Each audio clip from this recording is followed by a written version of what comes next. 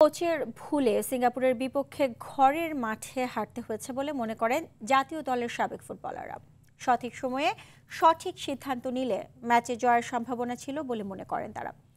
আরটিভিকে দেওয়া সাক্ষাৎকারে আরও ভালো মানের কোচ আনার কথা উঠে আসে তাদের কথায়। আরও জানাচ্ছেন আতিকুল ইসলাম শাকিল। ভালো দল গড়লেও ফুটবলে সাফল্য পেতে গুরুত্বপূর্ণ একজন দক্ষ কোচ। স্কোয়াড নির্বাচন থেকে শুরু করে প্রতিপক্ষের শক্তি দুর্বলতা বুঝে কৌশল নির্ধারণ আর ম্যাচের গতি প্রকৃতি বুঝে খেলোয়াড় পরিবর্তনের সিদ্ধান্ত নিতে হয় তাকেই। কোচের কারিশমায় দীর্ঘ সময় পর আর্জেন্টিনাও সফলতার মুখ দেখেছে। এমনকি সর্বোচ্চ সাফল্য ঘরে তুলে নেওয়ার সাম্প্রতিক উদাহরণ চ্যাম্পিয়ন্স লিগ জেতা প্যারিস সেন্ট জার্মেইন।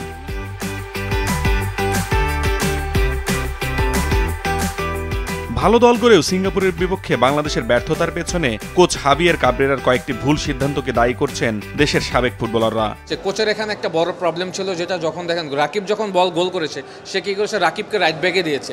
মানে আমি কোচের আমি আসলে প্ল্যানিংটাই বুঝতে পারি না। আপনি রাইট ব্যাকে প্লেয়ার উঠিয়েছেন, আপনি প্রয়োজন হলে শাহরিয়ারি মনকে দেন, আপনি রাইট ব্যাকে রাকিবকে দিয়ে পুরো অ্যাটাকটা নষ্ট করে দিয়েছেন। যখন রাকিব গোল করেছে, হি হ্যাভ বিন কনফিডেন্ট, সুতরাং আপনি তাকে সামনে রাখেন এবং পরবর্তী সময় যে সুযোগগুলো আসছে দেখেন সে কিন্তু আসলে অ্যাভেল করতে পারেনি। তো আমার কাছে মনে হয়েছে যে কোচের কিছু প্ল্যানিংয়ে প্রবলেম ছিল। অ্যাট দ্য সেম টাইম আমরা যে দুইটা গোল কনসিড করেছি, গোল দুইটাতে আমার মনে হয় যে আমাদের গোলকিপার এবং ডিফেন্সের একটা বড় মিস্টেক ছিল। আমরা যখন এক গোলে পিছিয়ে ছিলাম, তখন যদি আমরা একজন নাম্বার 9 দিয়ে রাকিবকে রাইটে নিয়ে যেতে পারতাম, অ্যাটাকটা আরও বাড়তো এবং আমরা সেকেন্ড হাফ কিন্তু শুরু করেছিও ভালো এবং ভালো সুযোগ পেয়েছে। তো কাজে যদি লাগাতে না পারে তাহলে অবভিয়াসলি আপনি বাজে গোল কনসিড করতে হবে।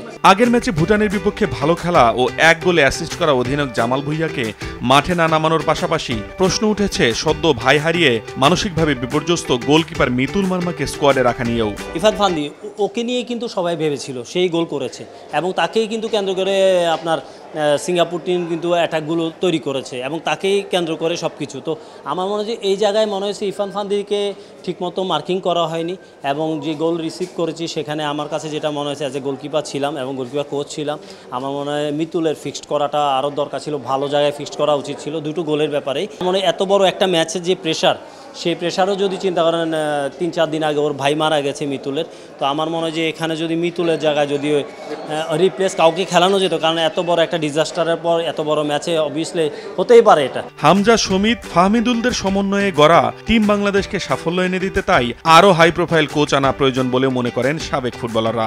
আমাদের যে প্ল্যানিংয়ে আমরা আগোচ্ছি, এখানে আমার মনে হয় যে স্ট্রেংথ দলের সাথে হয়েছে, আমার মনে হয় যে কোচ আমাদের একটু ভালো মানের কোচ এই দলের সাথে অ্যাডাপ্ট করা উচিত। একজন ভালো কোচ হলে আপনার এই টিমটাকে আমার মনে হয় যে প্রপার হ্যান্ডেল করতে পারবে। আতিকুল ইসলাম শাকিল, আরটিভি, ঢাকা।